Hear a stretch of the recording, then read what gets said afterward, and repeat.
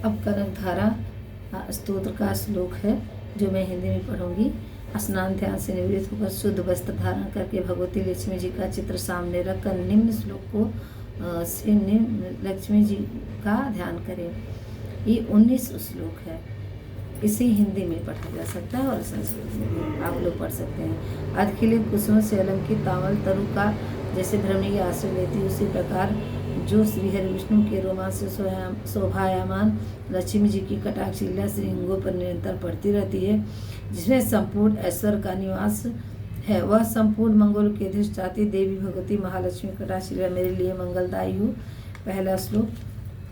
विशाल कमल दल पर जिसे भंवरी आते जाते मढ़ाते रहते उसी प्रकार जो मुरारी श्री हरि विष्णु के मुख अरविंद की ओर बारंबार प्रेम पूर्वक जाती और लज्जा के कारण लौट आती वह सागर सुता लक्ष्मी के मनोहर मुग्ध दृष्टि माला मुझे धन संपत्ति प्रदान करे। दूसरा श्लोक।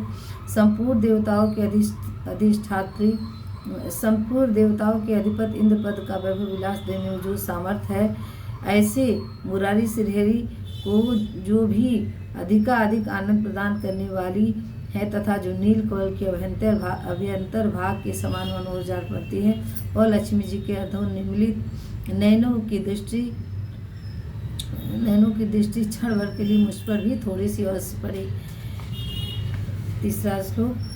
और शेष सैया भगवान श्री विष्णु की पत्नी श्री लक्ष्मी जी का नेत्र हमें ऐश्वर्य प्रदान करने वाला तथा जिसकी पुतली तथा भवनिया कामदेव वशीभूत प्रेम परावस्त अधखुले किंतु सात निर्मिष नैनों से देखने वाले आनंद कंसी मुकुंद को अपने निकट पाकर किंचित निर्याक हो जाती हैं। चौथा श्लोक।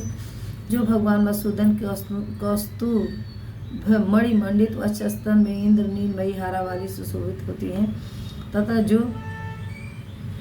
तथा उनके भी मन में काम प्रेम का संचार करने वाली वह कमल कुंजवासिनी कमला की कटाक्ष माला मेरा कल्याण करे। पांचवा श्लोक।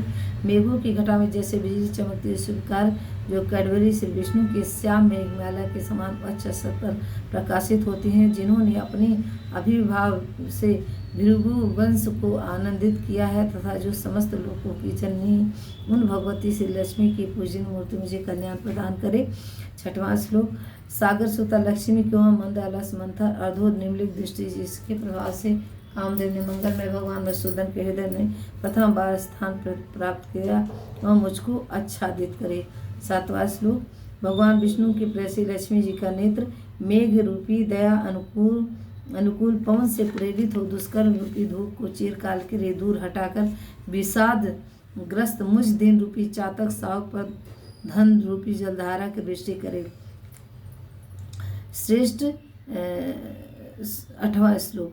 श्रेष्ठ बुद्धि युक्त मनुष्य जिनके प्रिय पात्र होकर उनके कृपा दृष्टि के प्रभाव से स्वर्ग पद को सहज ही प्राप्त कर लेते हैं, उन्हीं पद्यासना की पदा की वह विकसित पद गर्भ के समान कांति दृष्टि मुझे अभीष्ट पुष्टि संतत आदि की वृद्धि प्रदान करे। नौवां श्लोक। सृष्टि लीला के समय जो भगवती बाग देवता ब्रह्म शक्ति के रूप में स्थित होती हैं, पालन लीला के समय भगवान विष्णु की सुंदरी पत्नी लक्ष्मी वैष्णवी शक्ति के रूप में विराजमान होती हैं। प्रलीला काल में कंबरी भगवती दुर्गा अथवा चंद्रशेखर बलवा पार्वती रुद्र शक्ति के रूप में अवस्थित होती हैं। उन त्रिभुवन के एकमात्र गुरु भगवान नारायण की चिर यौना प्रेसी लक्ष्मी जी को नमस्कार है। 10वां श्लोक। हे माते शुभ कर्मों का फल देने वाली श्रीति रूप में आपको प्रणाम है। रमणीय गुरु के सिंधु स्वरूपा रति रूप में आपको नमस्कार है। शक्ति स्वरूपा लक्ष्मी जी को नमस्कार है। पुरुषोत्तम प्रिय पुष्टि स्वरूपा को नमस्कार है। 11वां श्लोक। कमल वंदना कमला लक्ष्मी जी को नमस्कार है। चिर सिंधु से प्रकट होने वाली श्री देवी को नमस्कार है। चंद्र और सुधा की सहोदरी बहन को नमस्कार है। भगवान नारायण विष्णु की बल्लभा को नमस्कार है। 12वां श्लोक। कमलवंत नेत्रों वाली मानी माता आपके चरणों में अर्पित वंदना संपत्ति प्रदान करने वाली संपूर्ण इंद्रियों को आनंद देने वाली साम्राज्य प्रदान करने में समस्त पापों के हरण हुए सर्वदा उद्यत सदा मुझे अवलंबन करे, अर्थात मुझे ही चरणों की वंदना का सुख सुयोग प्राप्त होता रहे। 13वां श्लोक। उपासक के लिए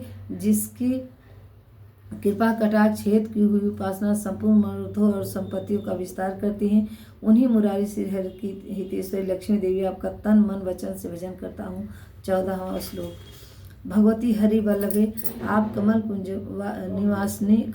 में निवास करने वाली हो। आपके हाथों में नील कमल सुशोभित है। आप अत्यंत धौल वस्त्र गंध माल आदि से सुशोभित हैं। आपकी झांकी अत्यंत मनोरम है।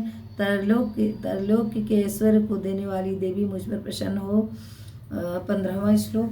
जो स्वर्ण कलश से मुख से दिग्गजों द्वारा गिराए गए आकाश गंगा के निर्मल एवं मनोहरी जल से श्रीअंगों का अभिषेक होता है, संपूर्ण लोगों की अधीश्वरी भगवान विष्णु की उन प्रिय पत्नी क्षीर सागर सुता जगत जननी लक्ष्मी जी को मैं प्रातः काल के समय प्रणाम करता हूँ। 16वां श्लोक।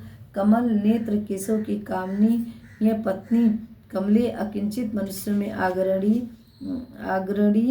हूँ, अतः आपकी कृपा का स्वाभाविक रूप से पात्र हूँ। आप अपनी करुणा की उमड़ती बाढ़ की तरह तरंगों के समान कटाक्षों द्वारा मेरी ओर देखो और मुझ पर कृपा करो। 17वां श्लोक।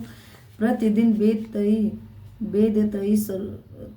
त्रयी त्रैलोक जननी भगवती श्री लक्ष्मी की जो लोग स्तुति द्वारा स्तुति करते हैं वे इस भूतल पर अत्यंत गुणवान और अत्यंत सौभाग्यशाली होते हैं और विद्वान जन भी उनके मनोभावों को जानने के लिए उत्सुक रहते हैं। 18वां श्लोक। श्रीमान शंकराचार्य विचरित स्वर्ण कनकधारा स्तोत्र का तीनों काल प्रातः मध्याह्न सायंकाल में जो मनुष्य पाठ करते हैं वो कुबेर के समान धनवान हो जाते हैं। जय माता। इस श्लोक को जो पढ़ता है वो सदा के लिए धनवान हो जाता है। सच्चे मन से सच्चे हृदय से घी का दिया जलाकर सामने रखकर माता की प्रतिमा रखकर इन 19 सारे श्लोक को पढ़कर आप माता लक्ष्मी की कृपा का पात्र बन सकते हैं। जय माता लक्ष्मी की।